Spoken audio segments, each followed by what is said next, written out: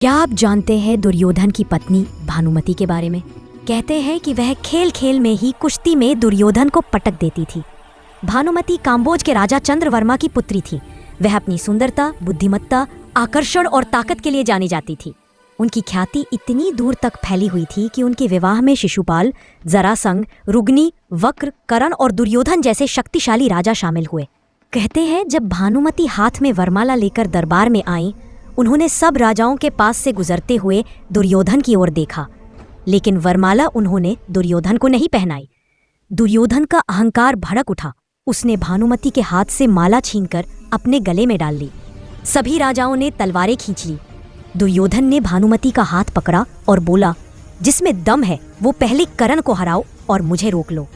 हालांकि भानुमति दुर्योधन से विवाह नहीं करना चाहती थी, लेकिन परिस्थितियां ऐसी बनी कि अंततः उसे उससे विवाह करना पड़ा। भानुमति केवल सुंदर ही नहीं थी, बल्कि युद्ध कला, शतरंज और कुश्ती में भी निपुण थी। कहते हैं कि खेल खेल में ही कुश्ती में भानुमति दुर्योधन को पटक देती थी।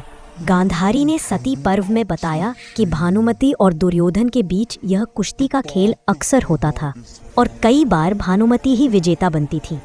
उनके व्यक्तित्व, बुद्धि और ताकत के कारण ही यह कहावत प्रसिद्ध हुई, कही की ईंट कही का रोड़ा, भानुमति ने कुनवा जोड़ा।